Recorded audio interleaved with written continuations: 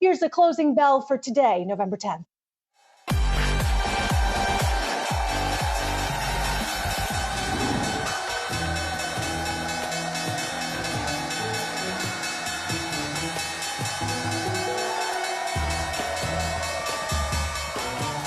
And that will do it for Thursday's trading session. Let's take a look at how the major indices ended the day. A bumper day. We saw that CPI print there lifting all boats. The Dow ending up the day 1,198 points. They're up almost 4% there. S&P 500 up more than 5.5% at 200 points. And the tech-heavy NASDAQ up about 7.33% there. 760-point gain on the day.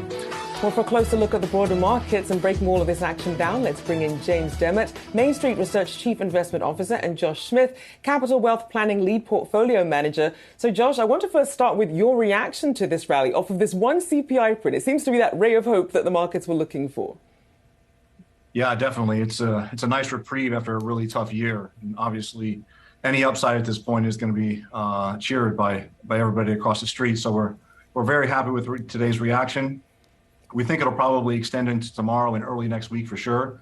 We're just going to monitor how things develop over the next couple of days on whether or not we think this is sustainable into the end of the year, that traditional Santa Claus rally, or if we need to, be a little bit more cautious as we go into the end of the year. James, what do you think? Is there reason to believe that the gains that we're seeing today are going to hold as we look ahead to the next couple of weeks or couple of months? Yeah, I think it's a great question. In a couple of weeks or a couple of months, I think it definitely has momentum. We did today what we normally takes 2 weeks, the tremendous buying power that's in this market. But I do think that investors are going to start to think about this over the next couple of weeks and start to think, well, the Fed knows now raising rates does beat inflation.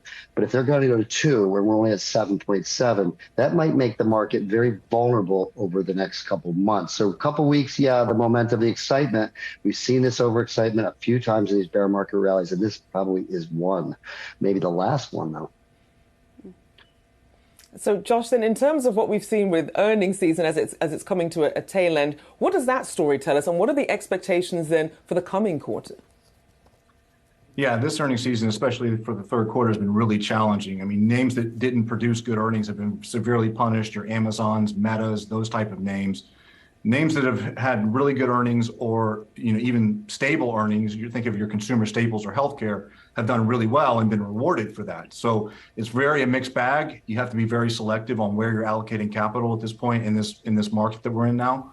So the few sectors that we like are obviously energy, healthcare, and then some select industrial names that have really shown good earnings and good growth over the last few quarters.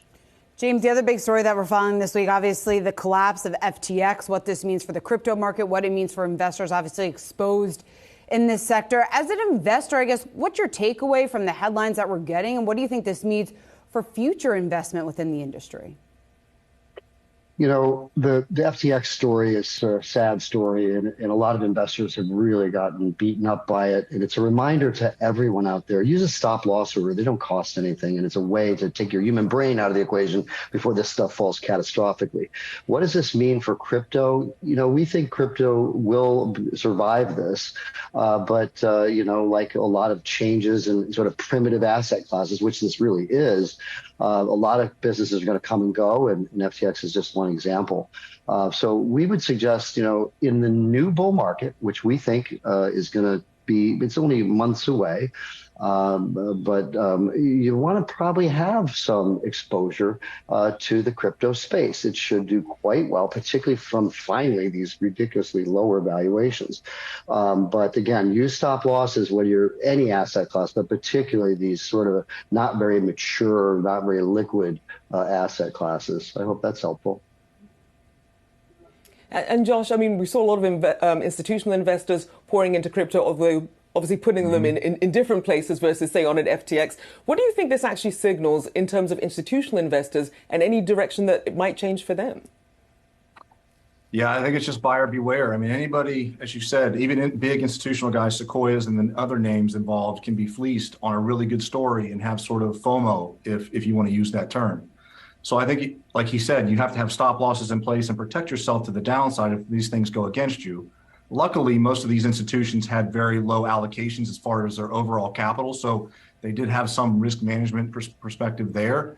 But all in all, we don't know ultimately how this whole crypto collapse is going to shake out in terms of what the effects are over the next few weeks. We'll be monitoring to see how it sort of develops. But right now, it's really too early to tell how it ultimately is going to play out. James, let's talk about what could be an attractive investment opportunity at this point, because once again today, the massive rally that we saw, all 11 of the S&P sectors moving to the upside. What was leading today's gains were a lot of those larger cap tech names that had been beaten down in this rising rate environment. Where are you seeing the most opportunity as we enter the final weeks of the year? Yeah, it's a great question all investors should be thinking about. We're sort of what I would call in the last third of the bear market. And this is the opportunity to really set yourself up for the new bull market that we envision probably starting in 2023 in the early part of that year. And so here's where you really want to think about what would do well in the next bull market. I will tell you one thing, you won't need to be overweight technology in the new bull market like we were in the past, because rates are never going to go back to where they were according to our research. So tech is probably not going to, it's going to do well, but not be the leader that it was. And I think what you see in the last few weeks of the industrial companies, like Josh mentioned, the financial companies really taking the lead when we go forward. So here's where I would say the opportunity is: take down the technology exposure, particularly lesser quality, into this wonderful rally that we're seeing, and then set yourself up for inevitably the market's going to go overbought. We're going to correct from some levels up here, maybe back to the old low, maybe even lower, because earnings are decelerating, and set yourself up to really bring in those industrial financials, stuff that's going to really lead this new bull market that we envision. Technology for sure, but not necessarily as overweight. So if you're overweight tech, bring it down and set yourself up for buying on the next probably significant dip. And Josh, how would you be positioning yourself now? Yeah, I tend to agree. I think technology is going to trade really heavy between now and the end of the year, and it's not going to be the leader. I think the leader is ultimately going to be blue chip, large cap names that can show consistent earnings and revenue growth through this entire cycle. And really, those names have been rewarded throughout this year. If you look at the Dow, for instance, I know it's an old index that most people don't like to quote, but after today's move, I think it's down like 2.5% for the year, and the Nasdaq's down over 20. The S&P's down 15. So ultimately, I think if you stay with the tried and true stable names, those blue chip large caps, you're going to be able to ride this out. Even if we do get another major sell-off early next year and make a lower low, you'll still be able to ride this out and really participate in the next push of the bull market. Josh Smith, James Demmert, great stuff. Thanks so much for joining us this afternoon.